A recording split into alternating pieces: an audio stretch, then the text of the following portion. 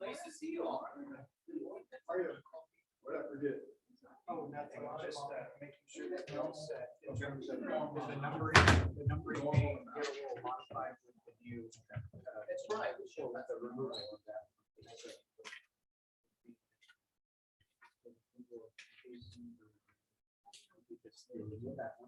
Well, I've already had one, And then, put in. but I got that guy over there complaining about how much coffee I drink. Replacement of this one. So- Tommy, you feeling better? Good, This one good. is still on. I don't know what was going around, but it wiped out everybody in our office. Oh, yeah. Oh, yeah. Jeanette, Andrew, Elena. And so now. Mm. And then 11, so we have 11. Okay. Thank you. They set aside, you won't be there. Yeah. Awesome, Mario. Thank you. Mhm. Aaron, how you doing? Okay. Yeah. Jeanette's still out. Yeah. I don't know what it is, but something happened. I think it was a. It was hot in our offices.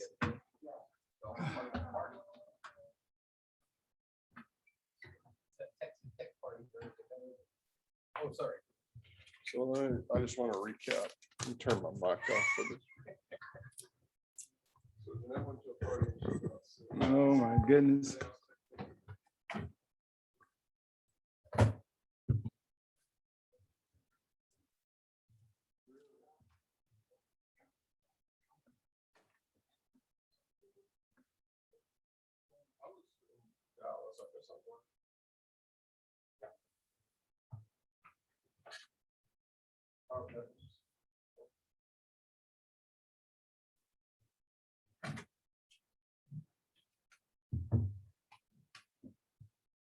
Okay, what a day.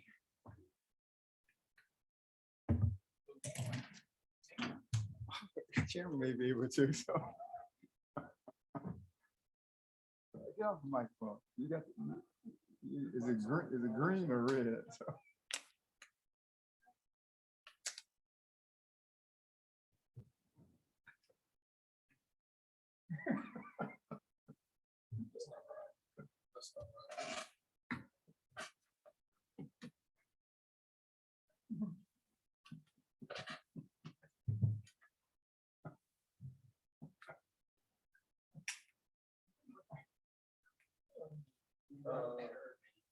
It's a really, that's actually a really good question. Yeah, see, look at that. I was, I know it's German. No, and it is a little bit super, you know. It is surprising. Yeah, I've seen that. Latin America. South of here. Yeah, you know anybody else?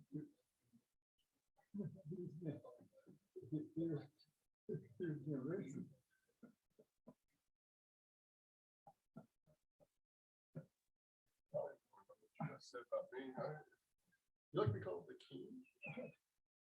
Turn your microphone.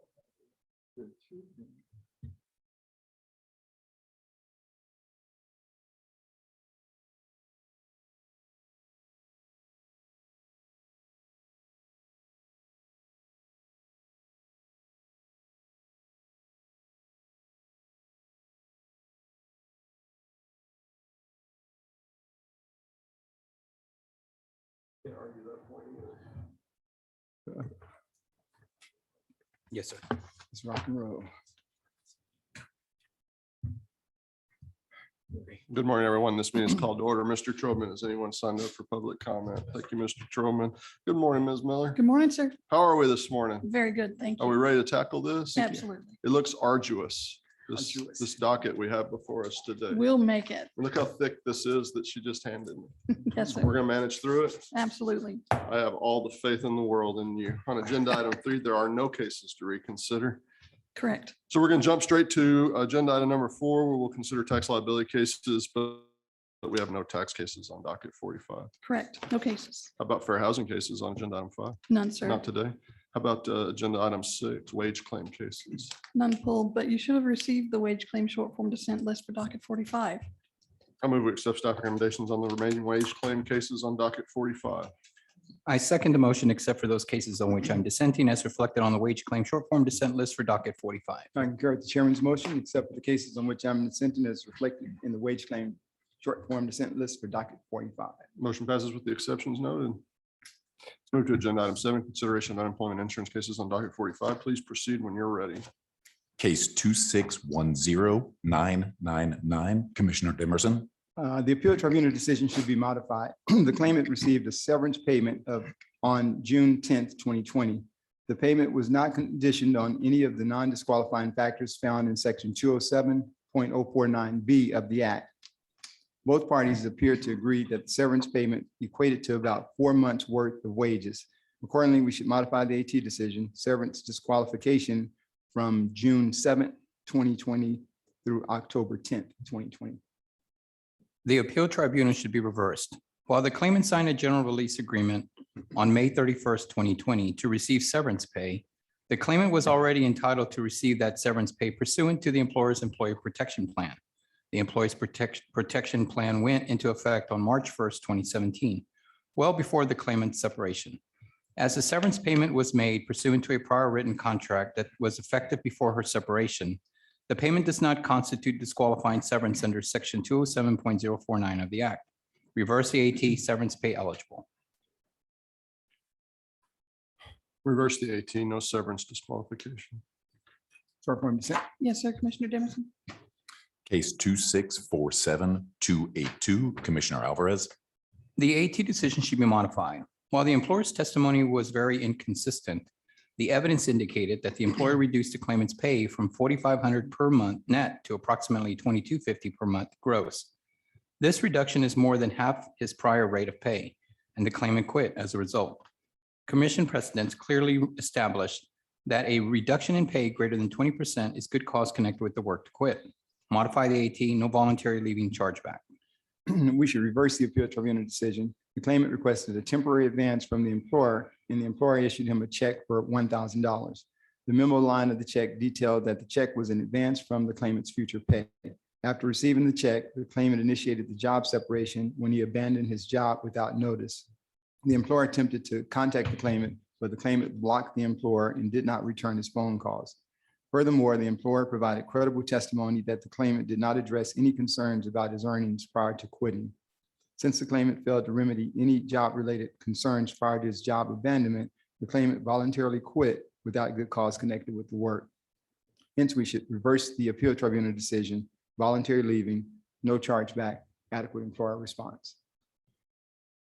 Modify the 18, no misconduct, no chargeback disaster.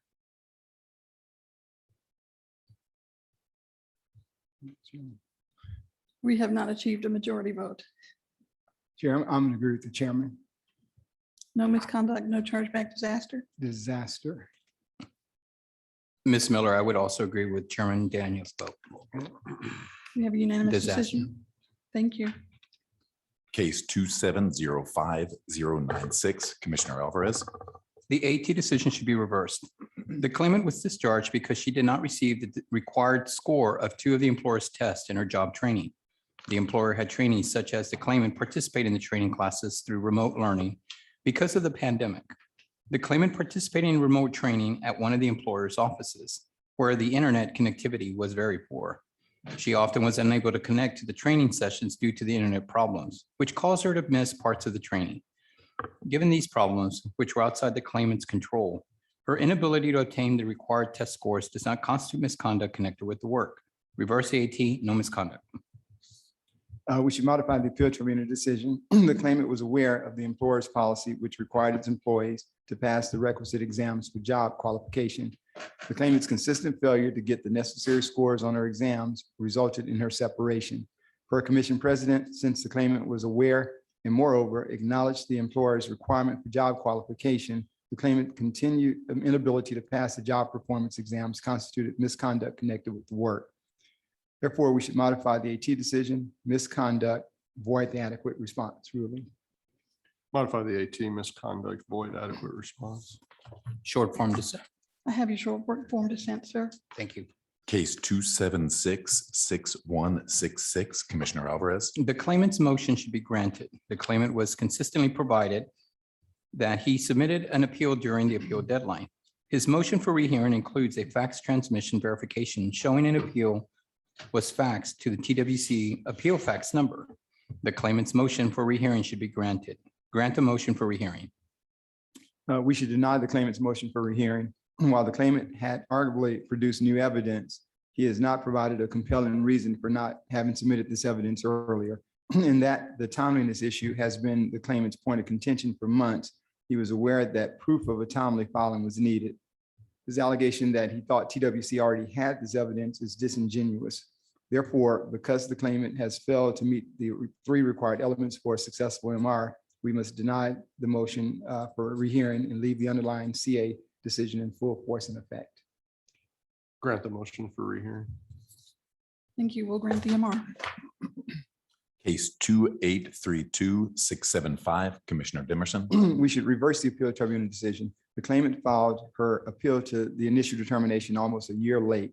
While the claimant alleges non-receipt of the determination, a delay of 11 months indicates that she sat idly by for an extended period of time.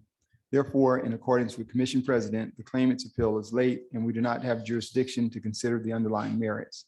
We should reverse the AT decision. The claimant filed a late appeal, voluntary leaving, reimbursing employer not billed, adequate employer response. The AT decision should be modified. The claimant filed a timely appeal because she never received the determination before the deadline.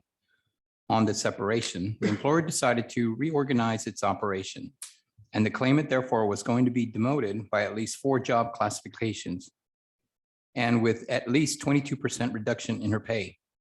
The commissioner of the agency where she worked told her that he would be embarrassed to continue working with such a large demotion and recommended to her that she use her time to find another job. The claimant therefore chose to resign. The pay reduction was greater than 20%, and the demotion would have had a much lower level of responsibility and different duties. The employer materially altered their hiring agreement, and the claimant had good cause connected with the work to resign. Modify the AT, timely claimant appeal, no voluntary leaving, bill reimbursing employer. Modify the AT, timely claim and appeal, no misconduct, bill reimbursing employer. Short form dissent. Yes, sir. Commissioner Dimerson.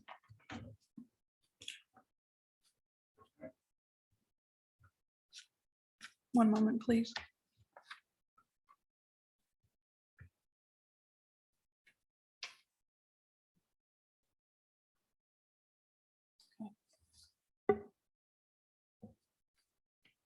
Commissioner Alvarez, could I clarify your vote, please?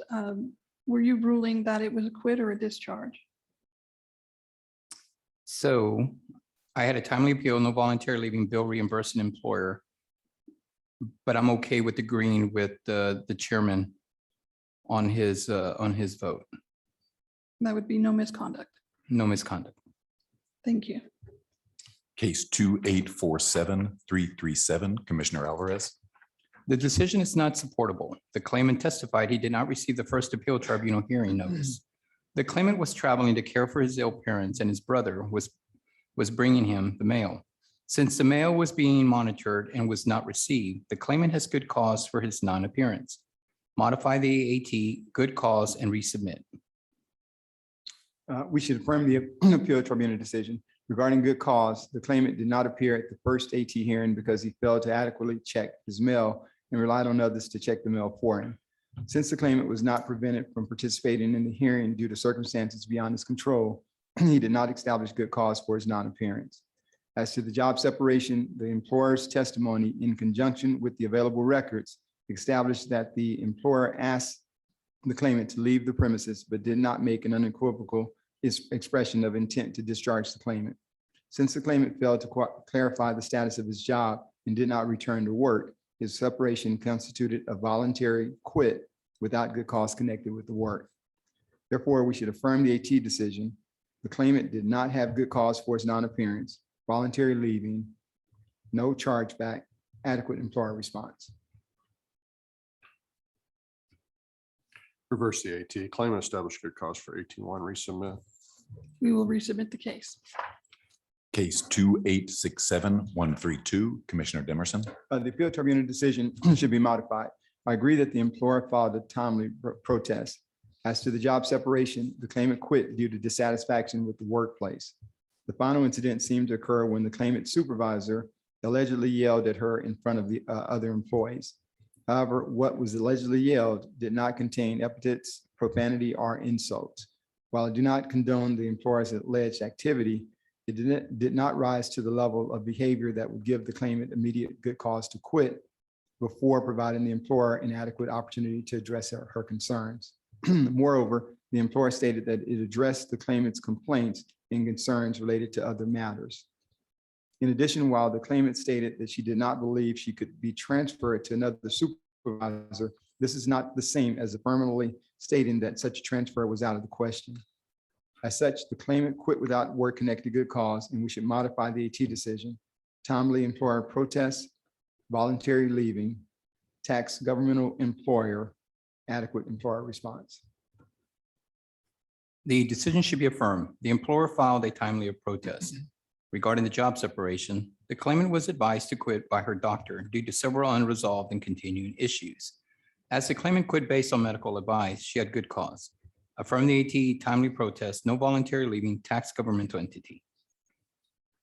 Affirm the AT. Timely employer protest. No voluntary leaving. Tax governmental employer. Short form dissent. Yes, sir, Commissioner Dimerson. Case 2870884, Commissioner Dimerson. The appeal tribunal decision should be affirmed regardless of when the job separation in this case is determined to have taken place. The claimant should be disqualified from benefits. If the separation occurred when the claimant's laptop was sent in for repair, the claimant's failure to make sure she had her address current was of her own doing. As such, the roadblock she encountered in receiving her laptop after it was repaired was something that could have been prevented had she updated her address. If the separation occurred when the claimant was notified she was required to have working internet, the claimant, in a fact-finding statement, conceded to understanding that the employer required her to have access to internet services. Therefore, the claimant was aware of a condition of continued employment and failed to satisfy that condition. Accordingly, we should affirm the AT decision, misconduct, no chargeback, overpayment. The decision should be reversed. While the claimant had an issue with her internet service at home, she still could have it worked from another location. She was actually separated because the laptop that she was provided malfunctioned, and she was not given a replacement in the timely fashion. She tried to resolve the issue with the employer, but she was not given the proper assistance. As such, the employer has not shown misconduct. Reverse the AT, no misconduct, chargeback, no overpayment. Modify the AT. Voluntary leaving. No chargeback. Overpayment. What was the chairman's vote again? Voluntary leaving, no chargeback, We're overpayment. good with that. Thank I you. would agree with the chairman. Okay. Yes, sir. Short form dissent. Thank you, Commissioner Alvarez. Yes, ma'am. Case 2911532, Commissioner Alvarez. The decision is not supportable. The claimant was seen shortly after her injury and was released by medical professionals to return to work on January 5th of 2021. The claimant has provided a medical release confirming she was released to work on January 5th, 2021. The claimant's inability should be terminated as of the end of that week. Modify the AT, claimant not able to work from December 27, 2020 to January 9, 2021. We should affirm the AT decision. The claimant's fact-finding statements allege that her doctor restricted her from performing any type of work until she received the required surgery for her medical condition. The claimant's financial restraints prevented her from receiving immediate surgery. Although the claimant initially asserted that she was able to and available for work beginning on April 10th, 2021, the claimant thereafter changed her statement to reflect that she was cleared by her doctor to work on January 5th, 2021. Since the preponderance of the credible evidence suggests that the claimant was not able to work until April 2021, we should affirm the AT decision. Ability not eligible, December 27, 2020 through April 17, 2020. Modify the AT, claimant not able to work beginning December 27, 2020, void the closure determination.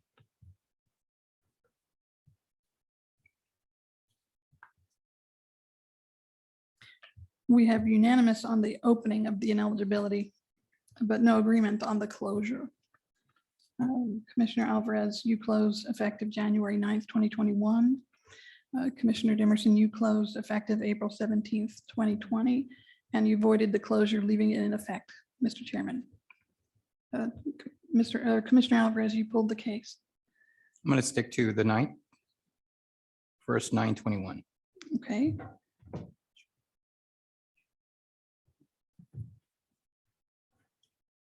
We'll agree with the chairman. To leave it open. Leave it open. Okay. Mhm.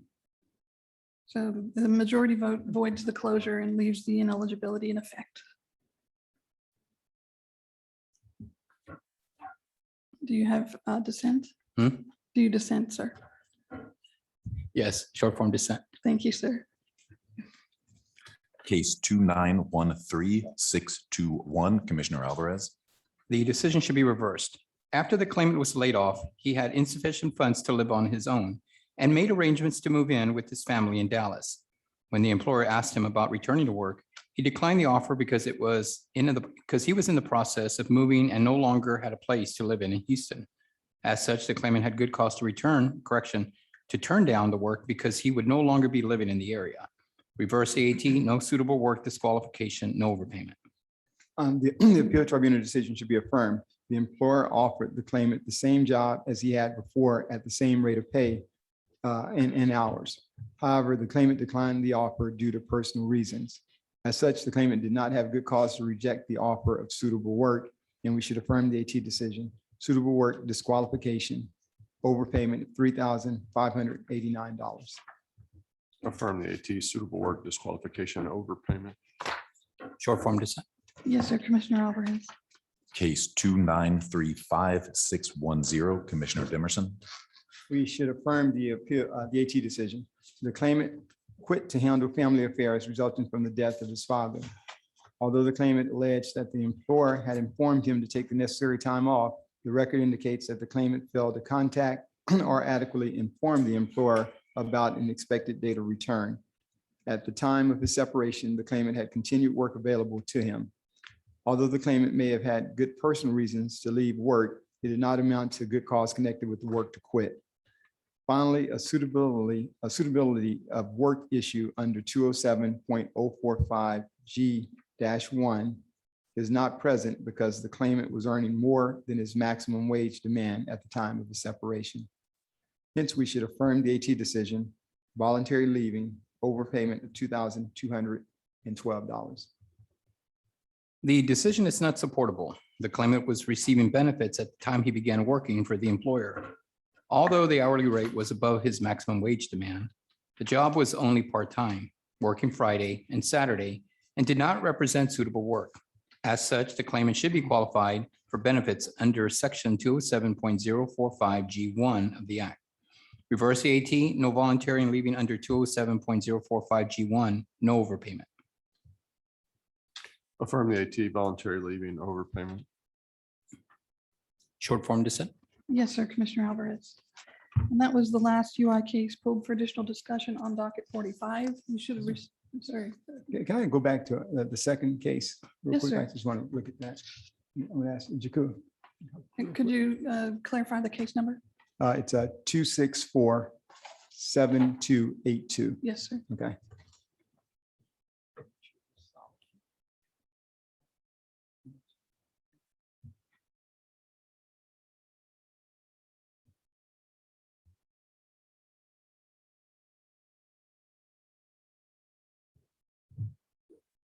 We're okay. Good. No questions. Okay, thank you. Thank you. So you should have received the UI short form dissent list for docket 45. I move we accept staff recommendations on the remaining UI cases on docket 45. I second the motion, except for those cases on which I'm dissenting as reflected on UI short form dissent list for docket 45. I concur with the chairman's motion, except for the cases on which I'm dissenting as reflected in the UI short form dissent list for docket 45. Motion passes with the exceptions noted. Thank you, sir. Well, thank you. This brings us to the end of agenda items 3 through 7. We're going to stand in recess until we get the rest of the personnel in here for the rest of the meeting. Thank you.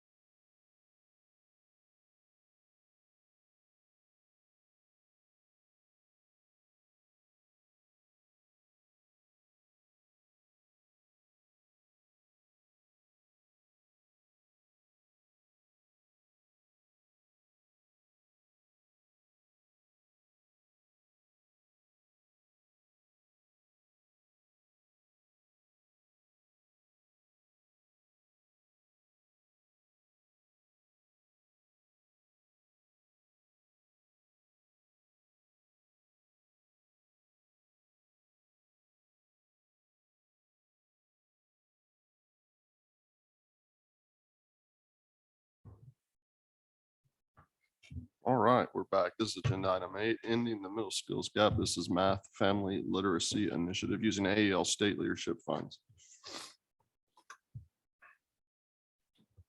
Good morning, Chair Daniel, Commissioner Alvarez, Commissioner Dimerson, and Mr. Nelson, sitting in for Mr. Cerna this morning. For the record, Mahalia Baldini with the Workforce Development Division, Adult Education and Literacy. On June 30th of 2021, the commission held a work session on the statewide initiatives and earmarked $500,000 in AEL state leadership funds from budget year 2021 for math family literacy services for AEL participants and their families. At this time, staff seeks direction on implementing a math family literacy initiative that enhances and develops math supports for families in Texas through a request for application in the amount of $500,000. I'm happy to answer any questions that you may have today. Comments or questions? Yes, Chairman. First of all, I want to congratulate you, Fabiana, and for bringing the new lady to the office and introducing her to the commissioners this morning. So congratulations and welcome aboard. Thank you, Mahalia and staff. I think this is a great proposal and a way to increase math literacy in families. Thank you for the hard work. Thank you, Commissioner. No questions. Is there a motion? Chairman, I move that we allow staff to issue an RFA for a math family literacy initiative using the parameters described in the amount of $500,000. Second. It's been moved and seconded. We're unanimous. Thank you. Thank you. This is, let's see, nothing on item 9, nothing on item 10, nothing on item 11. Item 12, board nominations.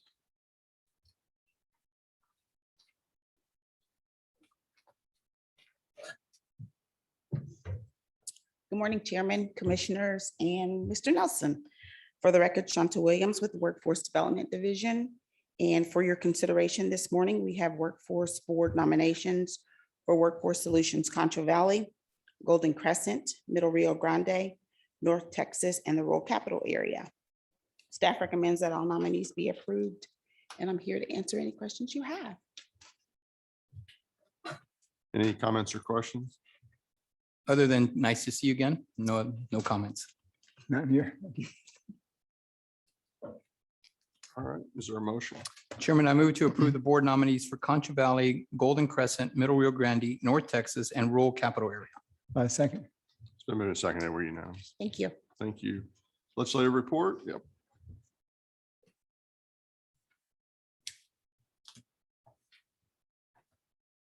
Good morning, Chairman Daniel, Commissioner Alvarez, Commissioner Dimerson, Tom McCarty, Customer Care Division. Last Friday, the U.S. House voted to concur with Senate amendments to H.R. 3684, the Infrastructure Investment and Jobs Act. Included in the measure is a provision to help offset the cost of the bill by terminating the employee retention tax credit. This was due to expire on January the 1st. It'll now be effective on October the 1st of 2021 instead of January of 22. Yesterday, also, Governor Abbott signed Senate Bill 8 from the third call legislative session. This makes the supplemental appropriation, including appropriating approximately $7.2 billion to be used to retire the Title 12 advances and replenish the U.S. trust fund to the statutory floor. This bill is effective immediately, and I'm available for any questions you may have. Questions, comments? None here. None. Thank you very much. Thank you. All right, Executive Director's report. Nothing to report. Is this your chance? You have anything you like to get off your chest? I'm on strict orders. You're good. You're on strict orders. Maybe we could talk about the budget a little bit, Chris. It's a good idea, I Commissioner. think we No. should do that, Chairman. Why don't you test him out? Okay, See who's been doing his homework. all right. On page 7, line 11, what is the number that we would find there? It's always 2. Always 2. I would have said 11 billion. That's what I would- Good job, You Chris. don't want to ask him about the budget. You want to ask him about something else. He knows the budget, so. That is true. All right, no executive report. So you'll see a camera here. I just wanted to get this next part of the meeting on camera. It's actually a nice announcement that I get to make. This is a proclamation from the office of the governor. If you would, I'll just read it. As we continue to face challenges of an ever-changing world, the need for skilled workers to bolster our robust workforce has increased. For generations, registered apprenticeships have helped us meet this demand across the Lone Star State. As new workers look to join the vibrant and growing Texas economy, a registered apprenticeship operates as an earn while you learn vocational training model. by allowing apprentices the opportunity to earn more while they receive hands-on training for in-demand jobs. This system cultivates a skilled and valuable workforce that gives Texas a competitive advantage in today's global economy, and also supports Texas's continued economic development and provides sustained growth for the future. Every year, a week in November is dedicated to recognizing the importance of registered apprenticeships and the companies and organizations that support and participate in these cutting-edge training programs. At this time, I encourage my fellow Texans to learn more about the apprenticeship programs and how they can further our economic development and benefit the hardworking members of the Texas workforce. By supporting apprenticeships and the workers who benefit from them, these programs will continue to strengthen the Texas economy as we work to build the Texas of tomorrow. Therefore, I, Greg Abbott, Governor of Texas, do hereby proclaim November 15th through the 21st, 2021 to be Apprenticeship Week in Texas, and I urge the appropriate recognition whereof. Very nice of the governor to do this, a big week. We have something else big going on next week. I think we're not having a commission meeting. So wanted to be sure that we took a chance to recognize Apprenticeship Week and all that that means for the state of Texas. Commissioner Alvarez has long been a champion of apprenticeships, and I think rightly so. Commissioner Dimerson's voiced his support, and I certainly want to add my sort of full voiced support to this. I last week had the opportunity to attend a graduation ceremony at Bombardier Aircraft for their first apprenticeship class. It's a big deal. There were 10 people in that class. They anticipate graduating about 90 more soon. It puts that business on the map globally, and they credit the work that they've done through our apprenticeship program and Texas State Technical College, TSTC, in the area for what they're doing. I would love to see more employers do exactly what Bombardier has done and make an apprenticeship program specific and unique to their company. We've got a lot of great registered apprenticeship programs in the state. Some train electricians generically, some train other trades generically. But the fact of the matter is it is the specific employers that are there participating in those programs that ultimately make those programs successful. And so for us to take a week out of the year and celebrate apprentices and Apprenticeship Week, particularly next week at the annual meeting, and for I'm kind of new to the game. I know other folks have been working with this a lot longer, but the fact is I don't think we can deny the success. And I think all of our efforts to increase participation in apprenticeship programs in this state, I think will ultimately benefit the state of Texas. So commissioners, I appreciate you giving me a little bit of time to read that into the record, and appreciate the governor for designating next week Apprenticeship Week here in Texas. Yes.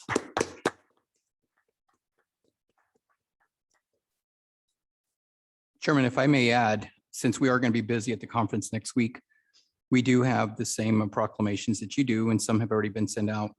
I want to acknowledge some of the programs that we've done, but before I do that, I think it'd be appropriate for me to simply put on the record that I am so grateful to have folks, great directors in this agency, but I'm very grateful to have folks like Desi Holmes and her team, who does such a great work with the apprenticeship program.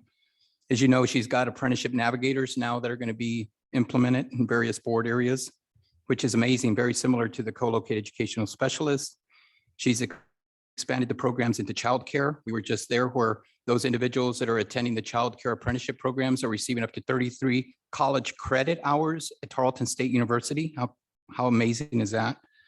And then the brewmaster class that's taking place in Mission, Texas, where two brothers graduated and opened up their own brewery. And a group of veterans are actually doing the same thing, and hopefully we'll have their graduating class as well. And then just up the street with Ventana Glass here in Round Rock, first of its kind.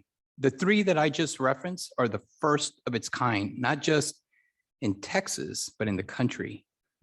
And then the ability to expand it into IT. I'm very grateful that we got the opportunity and support to allow the department to look at ways that we can expand the apprenticeship model in the IT area. And of course, we're doing that with St. David's with the healthcare industry. So I'm very grateful.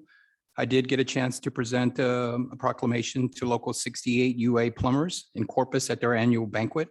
And we'll be presenting some at the conference next week in Houston, since some of them will be there. So I'm very grateful. There is so much momentum right now, not just in apprenticeship, but pre-apprenticeship.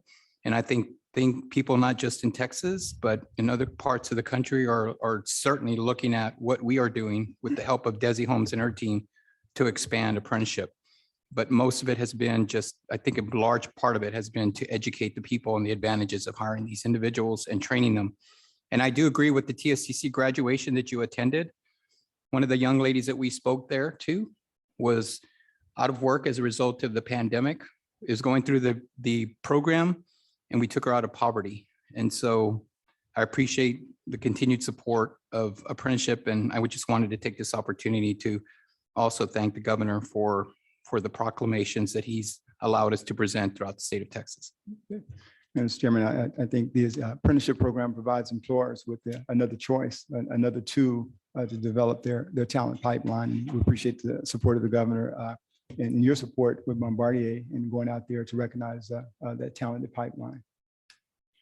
Just the momentum, Commissioner Alvarez, I think, mentioned a really good component of this, which is the momentum that so many of these programs have built up, and the opportunity, I think, for TWC to really continue to use that momentum to find more success. And so, Commissioner Alvarez, Commissioner Demerson, I continue to appreciate your support for the things the agency's doing, obviously, but I think there's a lot of work we can do here and a lot of opportunities for a lot of Texans. And so I'm pleased to be here at this agency at this time, because it's a good time to be working with the Texas workforce. We have so many things we can do to strengthen that, and I'm glad we're taking advantage of all of those.